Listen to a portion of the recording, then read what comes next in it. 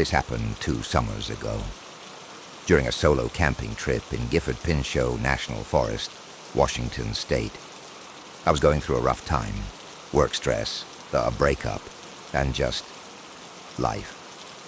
So I decided to get away. I picked a remote trail, one I found on an old map. No cell service, no crowds, just me and the woods.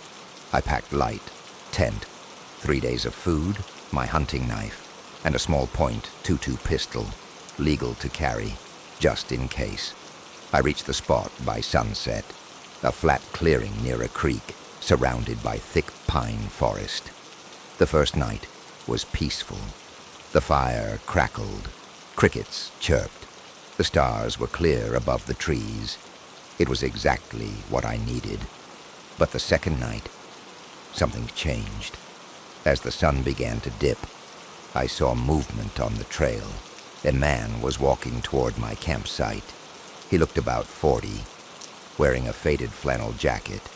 His hiking backpack was old and heavy. His boots were covered in dried mud, like he'd been out here for days. He stopped a few feet from my fire and said, "Mind if I warm up for a bit?" Just passing through. I hesitated. Something felt off, but I didn't want to be rude, so I nodded. He sat down across from me, stretched out his legs, and said his name was Eric. We made small talk, weather, trail conditions, gear, but then his questions changed. "You always camp alone? How far out are you parked?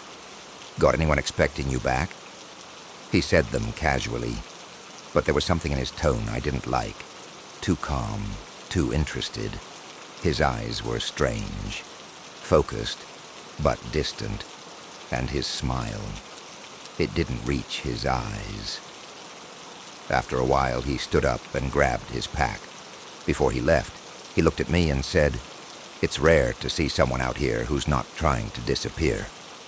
Then he smiled again, that same cold smile, and walked off into the trees.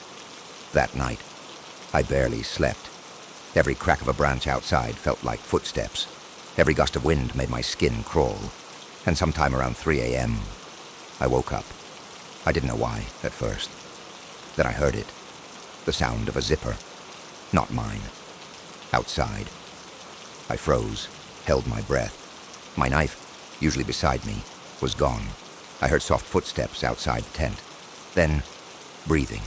Close, steady, right outside the fabric. I didn't move, didn't make a sound. I just lay there, listening, praying. Then, silence. The breathing stopped. The steps faded, and then nothing. When the sun came up, I stepped outside. My pack had been opened. Food was scattered. But the knife, my hunting knife, was gone. I packed up fast and hiked back to my car. Didn't eat, didn't stop, didn't look back. A few days later, I told a friend who works as a forest ranger what had happened. When I described the man, Eric, he became quiet. A week later, he called me. He said, "We think you met someone we've been tracking for years. No records, no ID, but people have seen him. Different forests, different names, always alone, and every time he appears, someone nearby goes missing. No charges ever stick, no arrests. He just disappears, until the next time. I haven't been back to that forest since, and I still go camping sometimes, but I never camp alone, and I never share my fire with anyone,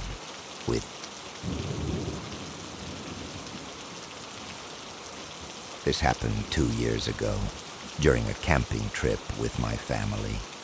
We'd gone deep into the woods of Northern California, about 2 hours outside of Redding.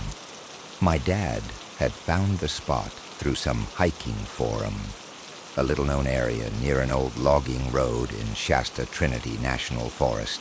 It wasn't a real campground. No signs, no fire pits, no bathrooms, no one else around. It was just us, completely off-grid. At first it was perfect. The forest was beautiful. Tall pines, stretching forever in every direction, and the only sounds were birds, wind, and the occasional rustle of squirrels or deer. During the day, we'd fish in a nearby creek, cook over the fire, and tell stories by lantern light at night. By the second evening, I was more relaxed than I'd been in years. No phones, no stress, just the five of us. Me, my parents, and my two younger siblings, enjoying the quiet. But on the third afternoon, I noticed something weird. I was walking back from the creek alone when I saw someone standing just off the trail, maybe 30 yards into the trees. He wasn't moving, just standing behind a tree, not fully hidden, almost like he wanted to be seen. I caught a glimpse of a red flannel shirt, and for a second, I froze. He didn't wave or call out, and I didn't either. I just kept walking like I hadn't noticed him. When I got back to the site, I mentioned it casually to my dad. He brushed it off at first, said it was probably a hunter or a backpacker. But the thing was, we hadn't seen a single other person since we got there. Not one. Later that evening, right before sunset, the man walked straight into our camp. No warning, no noise, just appeared, stepping through the trees like he knew exactly where we were. He looked to be in his late 30s, tall, maybe 6 feet 2 inches, unshaven. He was wearing that same red flannel, jeans, and old boots. No backpack, no supplies, just a knife clipped to his belt. My dad stood up fast. I could tell immediately something was off. The way his whole body shifted, like instinct kicked in. The man gave us a name. I won't repeat it here, not because I forgot it, but because I wish we'd never heard it. Something about it just felt wrong. He said he'd been hiking solo, and that his truck had broken down on a fire road. Claimed he'd been wandering for over a day, but he looked too clean. His shirt wasn't sweaty, his jeans weren't dirty, and the boots looked worn, but not from walking through woods for 24 hours. Then I started asking weird questions. How many of you are here? All staying in one tent. You planning to stay the full weekend? My mom tried to be polite, but you could see the tension in her face. My dad answered vaguely, then told the guy we were just sitting down to eat. He got the hint, kind of. He nodded slowly, stared at us for a few seconds longer than necessary, then turned and walked back into the forest without another word. He didn't ask for food, or water, or help. That night, no one really slept. We zipped the tent tight and didn't light the fire. My dad sat outside for a while with a flashlight and the hatchet we brought for firewood. Every twig snap sounded like a footstep. Every rustle felt like someone creeping closer. Around 2:30 a.m., I woke up to my dad's voice whispering sharply to my mom. I saw him. He was pointing out toward the tree line. I looked through the tent mesh, and I swear I saw something moving between the trees. Just a faint outline, like someone walking slowly through the dark. Not rushing, just circling. Then we heard a whistle. 3 short notes. Casual, like someone whistling a tune to themselves. But it was right outside the camp. No one moved. No one made a sound. We stayed like that for hours, frozen, waiting for morning. I think I finally fell asleep sometime around dawn. As soon as the sun came up, we packed everything and left. Didn't eat, didn't talk. We just threw everything into the truck and drove. A week later, my dad came home with a disturbed look on his face. He handed me his phone with a news article open. That same man had been arrested in Trinity County, not far from where we'd camped. He'd been squatting in an abandoned hunting cabin. When deputies searched the property, They found stolen camping gear, knives, a pile of burnt clothing, and a notebook. Inside were journal entries, rambling thoughts, names, dates, even sketches of tents, and notes about families he'd studied. Authorities connected him to 2 unsolved disappearances, both campers. One had last been seen near Lake Britain. The other was never found. We didn't meet a lost hiker. We met a predator, a man who'd been living out there, watching, and we told him exactly how many of us there were, and exactly where we were sleeping.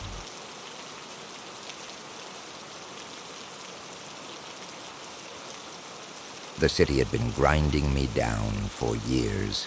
The noise, the rent, the feeling of being a cog in a machine I didn't understand. I just needed to unplug, to hear my own thoughts for a change. So I planned a trip, a week of real off-the-grid camping in a national forest a few hours north. No cell service, no people, just me and my German shepherd, Leo. For the first 3 days, it was exactly what I needed. The air was clean and smelled of pine and damp earth. I set up my tent near a small, clear stream.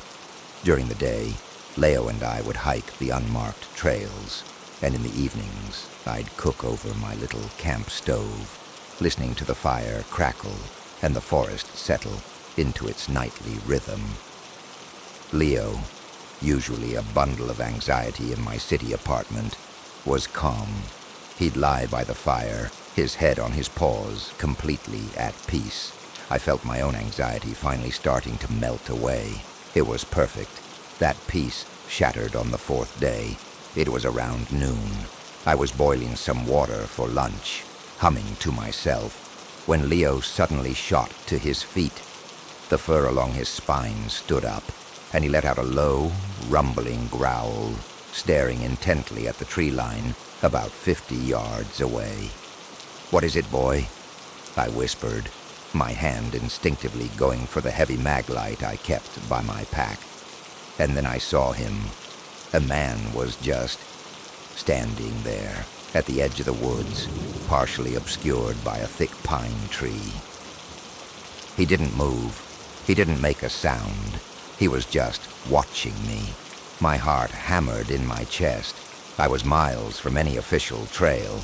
You don't just run into people out here. After a moment that felt like an eternity, he stepped out from behind the tree and started walking slowly towards my campsite.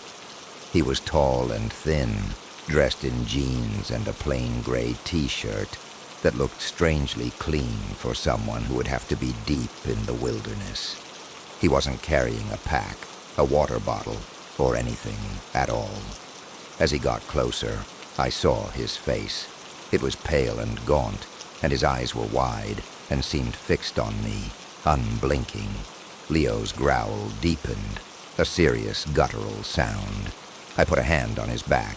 "It's okay, boy. Easy." The man stopped about 15 feet from my fire. He just stood there, staring. The silence was deafening. "Can I help you?" I finally managed to say, trying to keep my voice steady. He didn't answer for a second. His eyes flicked from me to Leo, to the pot of food I was cooking. Then he spoke, and his voice was flat, hollow.